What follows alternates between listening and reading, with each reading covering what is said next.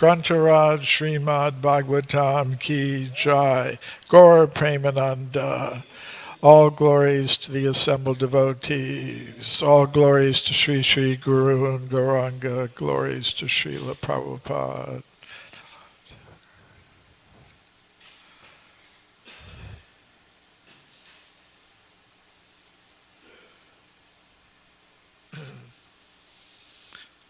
Om Namo Bhagavate Vasudevaya.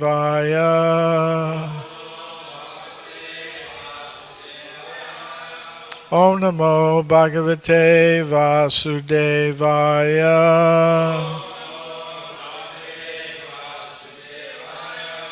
Om Namo Bhagavate Vasudevaya.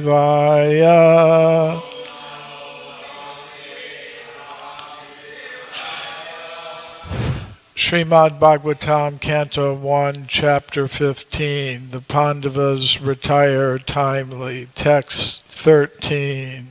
Tatraiva me viharato puja danda yugmam gandiva lakshanam arati vadhaya devaha sandra shrita yad anubhavitam ajamida tenaham adya mushita purushena pumna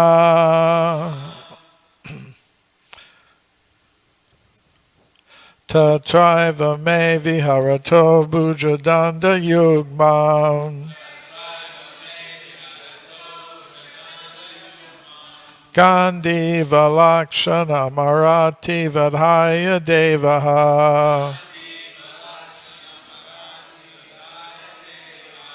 Sandra Srita Yadanubhavitam Ajamidha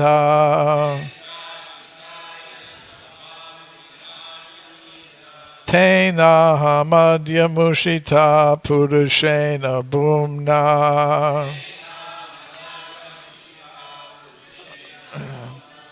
Tatraiva me viharato bhujadanda yugmam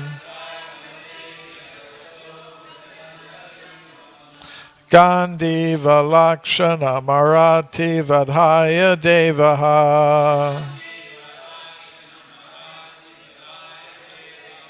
Sandra Srita Yadanubhavitam Ajamidha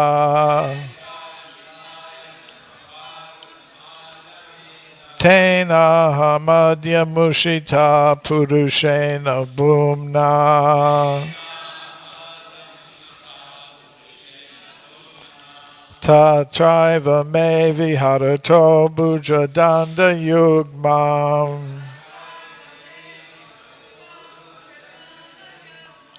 Gandiva lakshana marati vadhaya devaha Sandra shrita yadanubhavitam ajamidha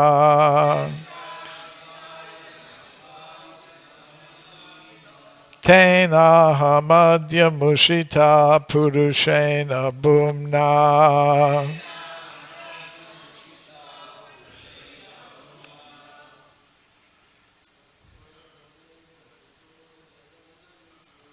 Tatraiva me viharato bhujadanda yugmam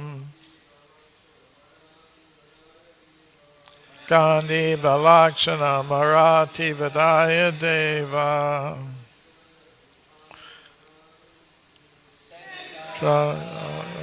Bhavita Majamida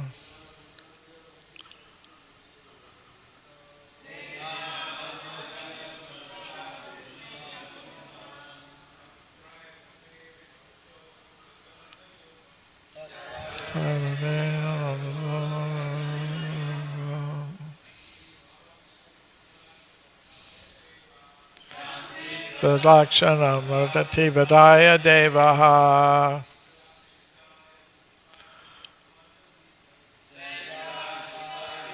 Bhavita Majamida. Tena Madhya Mushitam Purushena Bhumna. Tatraiva me viharato bhujadanda yugmam. Aviva lakshana marati vilaya deva.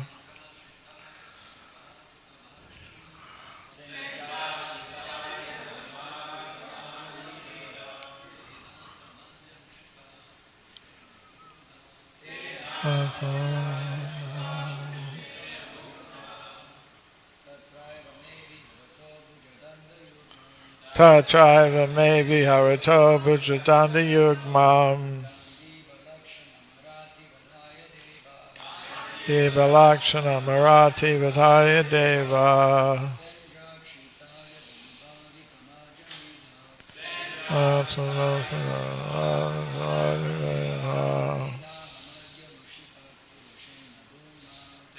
Ahamadya Mushita Purushena Bhumna.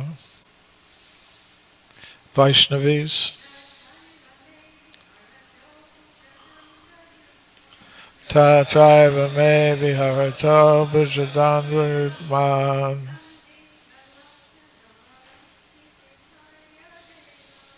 Gandiva lakshana marati vidaya deva.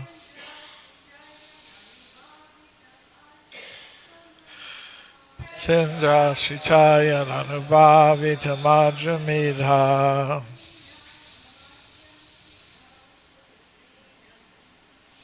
Tenaya Madhya Mushita Purushena Bhumna. Tatraiva me viharato bhujadanda yugmam. Gandiva lakshana marati vidaya deva.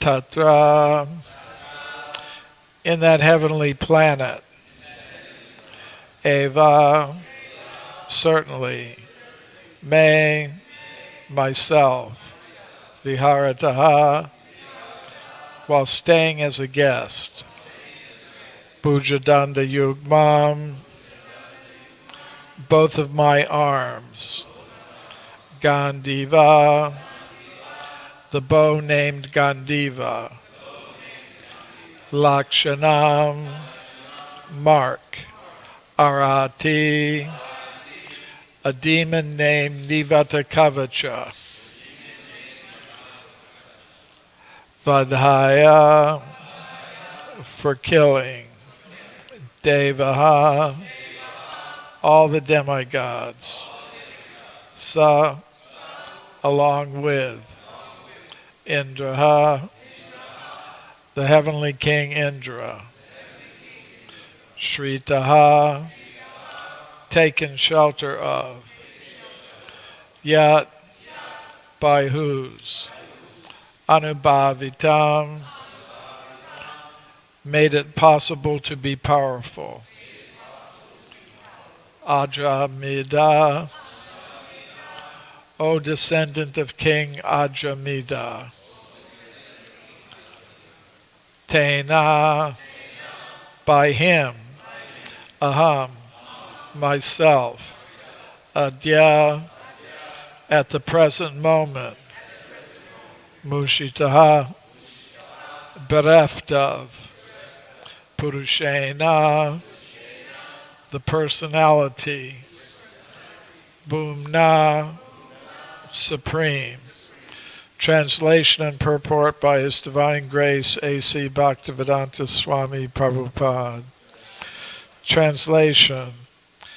When I stayed for some days as a guest in the heavenly planets, all the demigods, including King Indradev, took shelter of my arms, which were marked with the Gandiva bow, to kill the demon named Nivatakavacha. O King, descendant of Ajamida, at the present moment I am bereft of the Supreme Personality of Godhead, by whose influence I was so powerful. Purport. The heavenly demigods are certainly more intelligent, powerful, and beautiful, and yet they had to take help from Arjuna because of his Gandiva bow, which was empowered by the grace of Lord Sri Krishna. The Lord is all-powerful, and by his grace, his pure devotee can be as powerful as he may desire, and there is no limit to it. And when the Lord withdraws his power from anyone, he is powerless by the will of the Lord. Om Jnana Timirandasya Gyananjana Shalakaya Chakshur Militam Yena Tasmai Shri Gurave Namaha. Sri Krishna Chaitanya Prabhu Nityananda Sri Advaita Gadadhar Srivasadi Gaur. Hare Krishna, Krishna Krishna, Hare Hare, Hare Rama, Rama Rama, Hare Hare. So in the beginning of this chapter, Arjuna gives the general statement that, he, in the absence of Lord Krishna, he's feeling he's been deprived of some of his powers and abilities. And in these subsequent verses, he's giving specific examples of how he had once been so powerful, but now he feels that Krishna has withdrawn those powers from him. He's mentioning that he went to the heavenly planets and on behalf of Lord Indra killed this demon named Nivata Kavacha. That story is told more in detail in the Mahabharata. The basic elements of the story are that the Pandavas were exiled to the forest for 13 years because Yudhisthira had lost a gambling bet with Shakuni. And the bet was that whoever lost the bet would have to go to the forest with his whole family for 13 years. So Yudhisthira, being the personification of Dharma, he followed he thought he should keep his word. He had promised to follow the outcome of the gambling bet, and he'd lost, so he thought it was his duty to go to the forest with his brothers, the Pandavas, and their wife, Draupadi. So they went into the forest, and after about 13 months in the forest, Draupadi and Bhima, the brother of Yudhisthira, began to question Yudhisthira. Why are we living out in the forest like this? Especially Draupadi was complaining. and we've been insulted, and these Kurus, Duryodhana, and all of his friends and relatives, they're enjoying the kingdom. They've exiled and banished us. We should do something about it. And Bhima kind of agreed. He told Yudhisthira, it would be a higher principle. Yes, you can follow your vow, but if by following your vow there's a bad result, what's the use of that? You should give up your vow, and we should fight against these Kurus, take back our rightful kingdom, and don't stay exiled for another 13 years, because what's going to happen in the last year, we're supposed to be incognito, and they'll send out all their spies and find us, and we'll have to spend more time in exile. We'll never get back. But Yudhisthira kind of argued against that. And he said, well, one thing is that the Kurus have more power than we do at this time.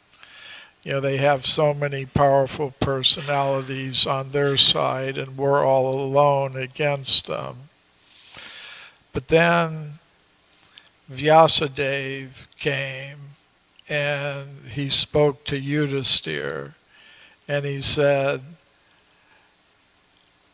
I'm going to give you a mantra that I want you to give to Arjuna. With this mantra, he can travel anywhere at the speed of mind, any long distance he could immediately cross. And he should go to Indraloka to see Lord Indra, and he'll get weapons from him. And with these weapons, he'll be able to defeat the Kurus. So eventually you'll get your kingdom back. So Yudhisthira gave the mantra to Arjuna, and Arjuna went to the Gandhamadana mountain to meditate on it, and Indra came disguised as a sage, and then he revealed his identity to Arjuna, and Arjuna said, I want weapons from you. And Indra tried to convince him. He says, why do you want these weapons? I can take you to the heavenly planets, and you can stay there and enjoy life. And Arjuna said, no, I could never do that. I could never give up my loyalty to my brothers, to King Yudhisthira. They need these weapons for a good purpose. So Indra revealed his identity to Arjuna and said, yes, that's very good. You will get these weapons, but first you have to see Lord Shiva. So Arjuna began to meditate upon Lord Shiva. Lord Shiva came disguised as a hunter. And there was a boar. One of Lord Shiva's associates turned into a boar. And Arjuna was going to shoot this boar with his arrows. But he saw this hunter also drawing his bow. And he said, don't shoot. And the hunter said, you don't shoot, I'll shoot. And they both shot the boar with 2 arrows. And Arjuna was very upset by this. He said, why have you shot my boar like that? And he began to fight with this hunter. And the fight went on for a long time, and he wasn't able to defeat the hunter, but he kept trying and trying and trying. And eventually the hunter revealed his identity as Lord Shiva and said, I'm very pleased with your fighting, and because of that, I'm going to give you my weapon that I use to destroy the universe at the end of creation. And then other demigods came, Varuna and other demigods, and they all gave Arjuna different weapons. And then finally Indra came and said, now we'll go to Indraloka and I'll give you my weapon, the Vajra weapon, thunderbolt weapon. So Arjuna went to Indraloka and he got that weapon. So then Indra said, now we've given you all these benedictions, these weapons. We would like you to kill this demon, Nivatakavacha. So Arjuna did that. And after he'd done that, he went back to the Himalaya mountains where the Pandavas were waiting for him. And he told them about everything that had happened and all the weapons that he'd gotten. And Yudhisthira said, I'd like to see these weapons, see you use them. But Narada Muni came and said, no, he can't use them now. He has to wait till the battle that's coming in the future. So that's the story, behind this killing of this Nivatakavacha demon. But the point that's being made in this verse is that although Arjuna was once so powerful that even the great demigods depended upon him to kill a demon like Nivatakavacha, now he was feeling powerless in the absence of Lord Krishna, who had departed the world. So in Bhagavad Gita, Lord Krishna explains, Rasoham apsu kauntaya prabhasmi sashi suryayo pranavasarva vedeshu shabdike paurusham nishru. And that means Krishna is the power in different natural objects. He's the light of the sun and the moon. He's the powerful pranava or om mantra in the Vedic literature. He is shabdike, sound in ether. Sound is very powerful. And he also says, I am ability in man. So we see that people manifest different abilities. They may manifest some intelligence. They may manifest some strength. They may manifest some wealth. They may manifest some renunciation. But all of these powers are actually coming from Krishna. Prakrite kriyamanani gunai karmani sarvashaha ahankara vimudhatma kartaham iti manyate.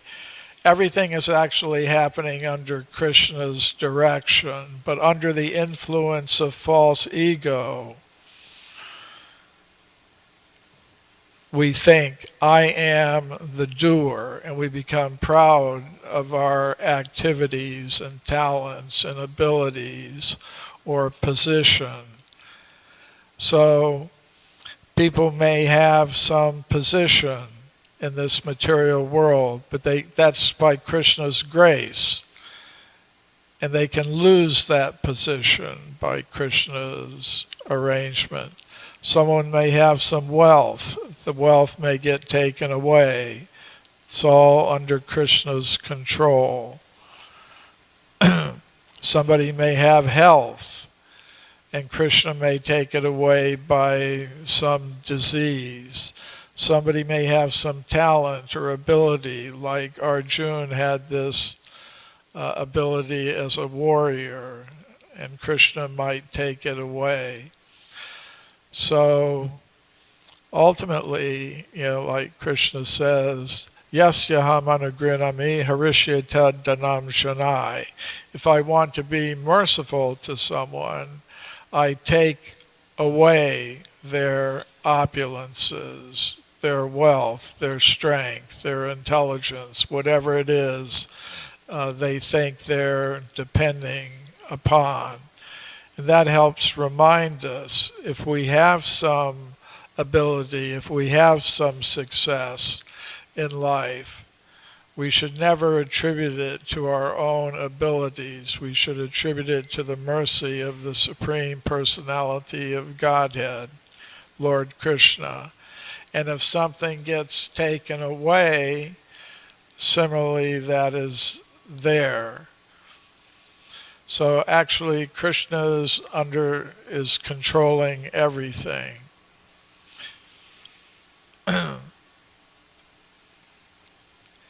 Ishvara sarva bhutanam hridesh arjuna tishtate brahmayan sarva bhutani yancha rudani mayaya.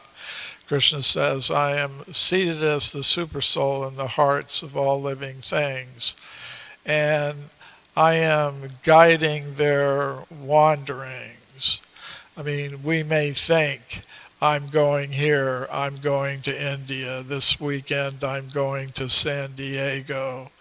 I'm not going anywhere. I'm just sitting in the machine of the material body, and Krishna, as the supersoul, is moving it.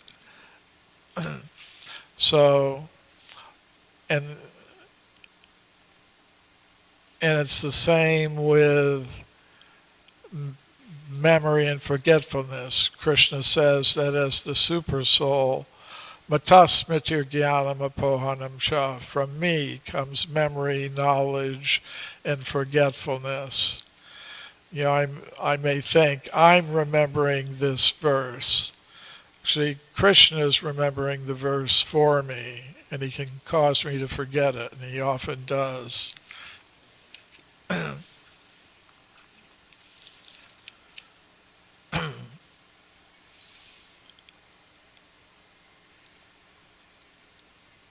So we should always remember, like Arjuna is remembering Krishna, and remembering that we depend on Krishna for everything. Ishvara Parama Krishna. Krishna is the supreme controller. We can only be Krishna's instruments. So in Bhagavad Gita, Krishna tells Arjuna, just be my instrument. Sarva dharman parityaja mamekam sharanam raja aham tvam sarva papebhyo mokshyashnami ma suchaha. So that message is there. Simply surrender to Krishna, depend on Krishna for everything. Because without being empowered by Krishna, we can't do anything. It's said that the duty of everyone in this age is to perform the Sankirtan Yajna. But in the Chaitanya Charitamrita it says, Krishna Shakti Vina Nahe Pravartana. That without being empowered by Krishna Shakti, the power of Krishna, you can't expand the Sankirtan movement. So we want to keep ourselves in a position that we can receive the mercy of Krishna, become empowered by Krishna. And then there is no limit to what we can accomplish. As Srila Prabhupada was explaining in this purport, the Lord is all powerful, and by His grace, His pure devotee can be as powerful as he may desire, and there is no limit to it. And of course, Srila Prabhupada is the perfect example of that. He was empowered by Krishna to spread the Krishna consciousness movement all over the world. And if we follow the instructions of Srila Prabhupada, we can get a little bit of that Krishna Shakti ourselves. And in a humble, serving mood, assist Srila Prabhupada as he continues to spread Krishna consciousness around the world. So I'll stop there. Any questions or comments? Ananda Kirtan.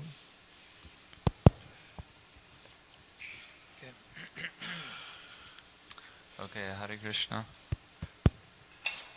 So what you were just explaining, it also says in the purport that the Lord can make anyone as powerful as He likes. So I was just wondering, does He hold back from empowering someone because maybe they're not ready yet? They might become proud that I am the doer. Because if He wanted to, someone could distribute like 1,000,000 books a day and make 1,000 devotees a day, but also He can empower one to become freed from that pride. So why is He holding back from empowering all of us to do that? I think you're correct. Yes, Krishna can, be sort of like, it's an example that Srila Prabhupada gives, like a father who owns a big business and has lots of wealth and power and facility. He may give the son, one of his sons, a little and see what he does with it. See if he can handle it. And if he can, give more. If not, take it away. So I often think like that, and my particular service that I was guided into, part of what I do involves making publicity about books. Srila Prabhupada wanted books that would create doubts in people's minds about some of the scientific theories that contradict the conclusions of the Shastras. So I've tried to do something in that area, and then sometimes I wonder, why isn't Krishna letting me be more successful in terms of that? And I think it's the way I analyze it is Krishna knows if he did give me more success than he's giving, I wouldn't be able to handle it. So I often think in the same way that in order to be empowered by Krishna, one has to be very pure and sincere and desire only Krishna's service. If we have mixed motives, Krishna may satisfy those mixed motives in such a way that we eventually give them up. But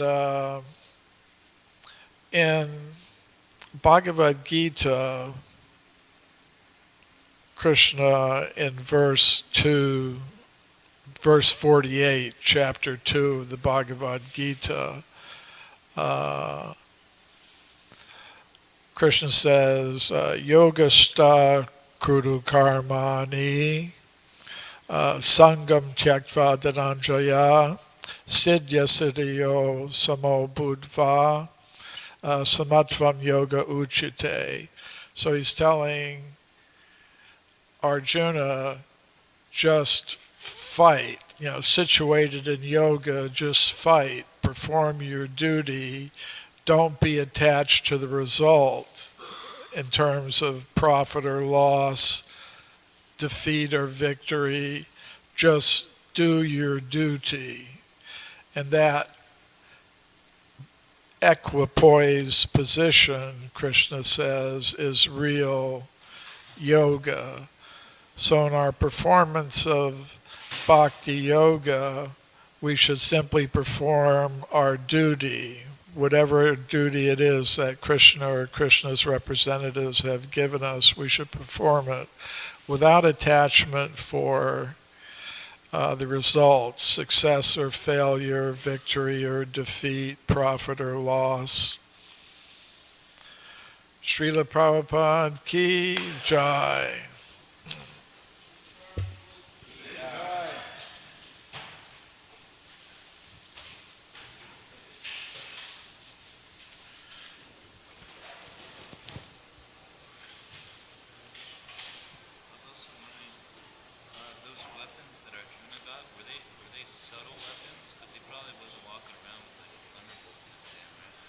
Well, mantras, yeah.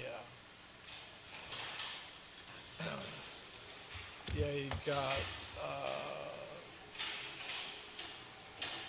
think it's called the Pashupatra weapon that Lord Shiva uses at the end of the universe, the Vajra, thunderbolt weapon of Indra. Varuna has this noose, so he got that. There are other ones.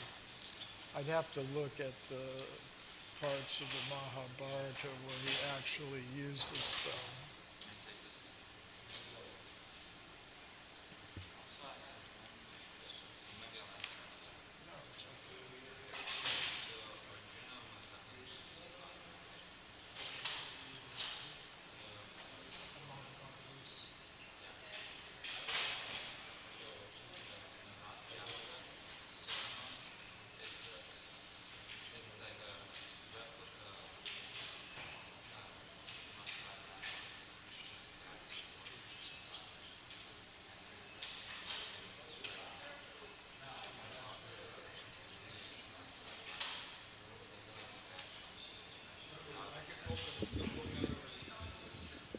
That's when in Jagannath being Krishna Kirtana Ganana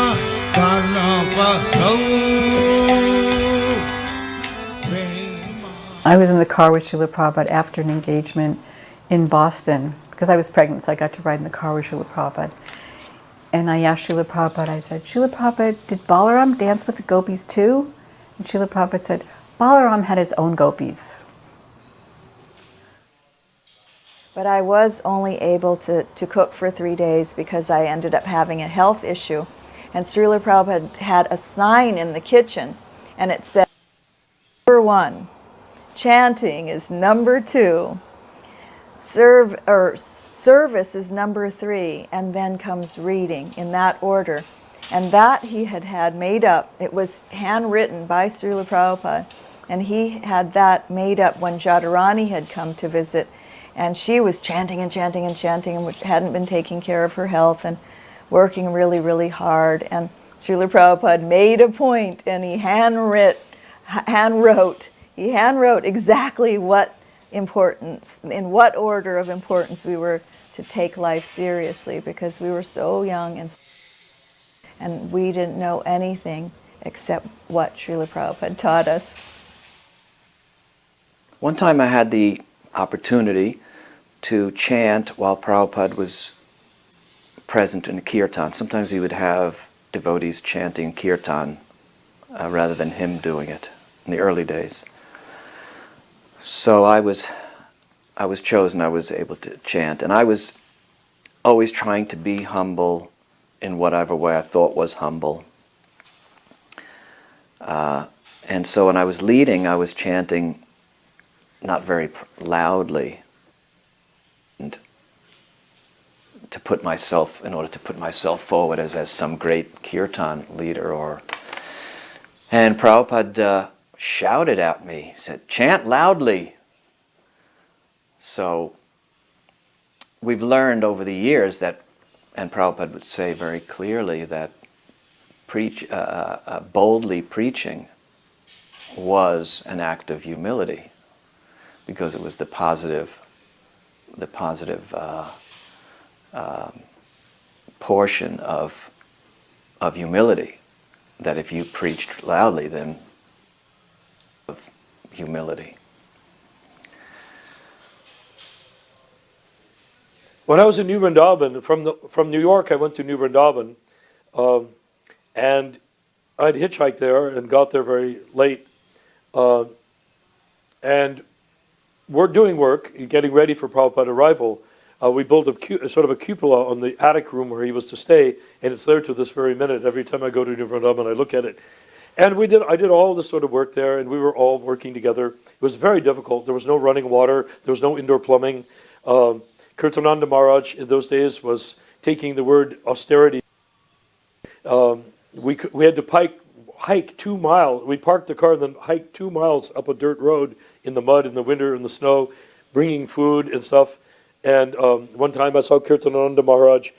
He had polio, so he would stagger with a cane with so many roses that you could not see him. We had no food. He came up with so many roses that you could not see, long-stemmed red roses. All you saw were these roses staggering up with, apparently the roses had a cane, all the way up the road. And when he got there, we were all sitting there starving, wondering why on earth he bought all those roses. And he pointed out he had gone to a greenhouse and told them about the temple, and they donated these roses, which were two in the flower shops. So he had all these roses, and I remember the tiny deities. He was sitting there taking these gigantic roses and turning them into tiny little petal garlands this size for the deities.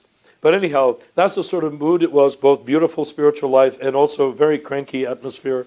A lot of people from Mott Street were there. A lot of former heroin addicts and gay people and whatnot were in that place. So it was a very edgy atmosphere. So when Srila Prabhupada came there, he came into a midst of a bunch of people that were essentially squabbling. And every time they squabbled, they'd run upstairs and make their case in front of Srila Prabhupada as though he were the King Solomon, you know. Running up and saying, but he said that, he did that, and Prabhupada would patiently try to put out the fire, and then the other guy would run up the stairs. So Prabhupada was pretty disgusted with all of that. One day Bhagavan came, and to me Bhagavan was just like the epitome of this positive-minded, energetic guy. And he and I hit it off immediately. We just liked each other immediately. And we went on to have interesting things to do in Detroit together and building up the Detroit temple. So he showed up, and as far as I was concerned, he was there. He got married to Krishna Bhamani. He took initiation on the same day as his marriage. To me, he was just the epitome of what is right about ISKCON, and he wasn't sniveling or whining or fighting or anything. So anyhow, Prabhupada came down the stairs one morning, and Bhagavan and I were there, and we saw each other. We grinned from each other, we ran over each other, and gave each other a huge, we're both very husky guys, we gave each other huge manly embraces, you know. We were embracing and just practically dancing in ecstasy. We were so happy about our Krishna consciousness and being there with Prabhupada. And we didn't see Prabhupada coming down the stairs. And Prabhupada came and he said, yes, he said, you should be in embracing mood, not in fighting mood. And from that became another key thing in my sense is whatever we're fighting about is very, very minor compared to what we have together.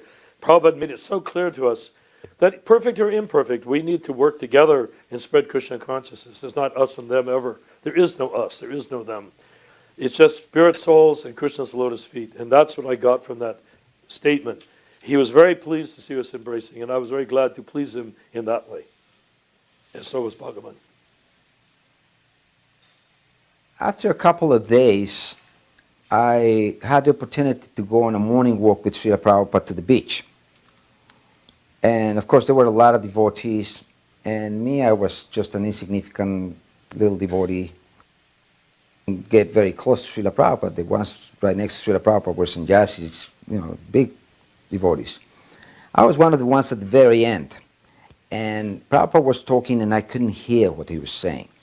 So I kept going like this, making this kind of like, trying to focus on what he was saying. And I kept jumping from one side to the other, trying to grasp a word from Srila Prabhupada. Srila Prabhupada happened to notice that. And when we got back to the temple, Prabhupada was giving the Bhagavatam class, and that particular morning, I was sitting right in front of Srila Prabhupada, just a few feet away, maybe 4 or 5 feet away from Srila Prabhupada. And Prabhupada started talking about the importance of hearing. I don't remember the date, but I know that that lecture is there in the archives, where Prabhupada is talking. It's a lecture in Los Angeles, where Prabhupada is talking about how a dog, Prabhupada said, he sees with his nose. The karmis, they see with their eyes, Prabhupada said. But a devotee, he sees with his ears. He said, hearing is so important. He said that is the beginning of devotional life. Shravanam. He said, our eyes will not protect us all the while. If we are asleep, our eyes are closed, and someone comes to try and do some harm to us, our eyes will not help us, will not protect us. But our ears are always attentive. He says, if someone comes to try to do some harm to us when we're asleep, our ears will tell us, wake up, wake up. Prabhupada went like this. And will tell us that someone is coming to. And the whole time Prabhupada was talking, he went on describing the importance of hearing. And the whole time Prabhupada was talking about this, he kept looking at me. And I truly felt that Prabhupada was talking to me as if saying, this is for you to understand, that you should do something about your hearing. He probably remembered what happened while I was in his room, and he probably saw me, jumping, trying to hear. So I don't know, I just felt that he was talking. After that, I went and tried to get a hearing aid, which I couldn't get, of course. That's another story. But yeah, that was very, very important to me. When I first saw Prabhupada in New York City, and I saw him come in, whether he came down from upstairs and he sat down on the Vyasasan, and he exuded this humility. I can't say it any other way. I'd never met anyone else like him, yet he knew everything. He was so knowledgeable. He spoke about our relationship with God, about Krishna, about this material world not being our home. Whereas all the other gurus I'd been to see seemed to want to impress me that they were almost like Jesus. It says, I am the way, I am the light, I am the... And some of them had some pretty powerful energy. I remember Guru Maharaji was my friend, was becoming his disciple, and took me to see him, and he just touched me here. I felt like someone had hit me with a light stick or something from Star Wars. I mean, seriously. So he obviously had some Shakti, some energy like that, but I'd met so many of these gurus, and it just made me feel anything. And when I saw him, it was like, when I saw Srila Prabhupada, it was like I finally met my guru. I knew as soon as I saw him, I knew I'd met my guru. And I came back and I started to study his books, and the first few Srimad Bhagavatams were available at that time. And I realized at that time that somehow my life has taken a big turn. That there was no way from this point that I could be peripheral anymore. Because I read Alan Watts, and I used Das. I was, to Richard Alpert, and before it became Babaram Das. But it was all really, as Prabhupada would have said, for sense gratification. Then when I met him, Srila Prabhupada impressed me so much that actually spiritual life is something very serious, and at the same time is something very sweet. So in Boston, 1968, we were in Srila Prabhupada's quarters. Srila Prabhupada had renamed the street Hare Krishna Street. There were many devotees there, Himavati Dasi and Hansaduta Das. I was there, many devotees were there. And Himavati had just made Srila Prabhupada a nice bead bag and given it to him. And Hansaduta had his beads around his neck because he had just washed his bead bag and it was drying. So Srila Prabhupada was trying to give Hansaduta this bead bag. And Hansaduta said, "No, Srila Prabhupada, that's yours." And Srila Prabhupada says, "What's mine is yours, what's yours is mine. Everything belongs to Krishna." So even this beautiful new bead bag, he was unattached. He just wanted to immediately give it to Hansaduta. So nice. I was involved in the first Tulsi planting and distributing Tulsi. And once we got all the Tulsis, being sent out to all of the temples, ask about kusha grass, because I'd been hearing in the scriptures, and I was really interested in plants. Before I was a devotee, I was a gardener, and I'd fertilized the mango trees at the temple, and they gave fruit for the first time in 10 years. So they knew I was really into gardening and everything like that, and I was really interested in kusha grass. So it was so amazing when my name came in, Kusha Devi Dasi. It was like a big miracle for me, because Srila Prabhupada was in India at the time, and how could he know where my head was at? How could I have told him? And so I really felt the confirmation that Srila Prabhupada knew what was going on in our minds at all times. He knew where our consciousness was. My name was Dana, so I was expecting some kind of a Dina, some kind of a name with D, because that's usually how it was, that if whatever your name began with, your devotee name began with that letter. And I also had all these desires. I wanted it to be simple and short. I had all these conditions about the way I wanted my name to sound. I didn't want it to sound odd to the Western ear. And then beautiful, sweet, little short name, Kusha. And it was just like Srila Prabhupada knew all the different little conditions of my mind. And he had handwritten my Karmi name on a piece of paper, and it was stapled to the beads. And the beads were in a thread box sent from India, and I was just so mystified by every little thing, all the little details of everything, and how he answered my letter so sweetly. And it was just such a wonderful experience, such a faith enlivening experience. One time I was in the temple room, it was after Prasadam. In the early days, devotees would take Prasadam, the Prasadam would be cooked upstairs in Prabhupada's apartment and brought downstairs, and devotees would eat in the temple. We had these grass mats that we'd lay out, and plates was a really cacophony of plates that were gotten at thrift stores and so on. They were porcelain plates, nothing matched. And so the plate afterwards. So I was in the temple, and the plates were all in the sink. And in the temple, this was a storefront that was opened up, and in the back there was a little bathroom and outside a little sink, and the plates were all piled up there, and the plates were not washed. And I was in the temple alone. I might have been chanting japa or reading, I don't remember, I just happened to be there, and who comes in? Prabhupada walks in and offered my obeisances. And then he saw in the sink all these dishes. Why are these dishes done? And of course I was left standing. I didn't know what to say, but he said, if no one's going to do it, then I'll do it. Well, naturally, of course, I got with the program.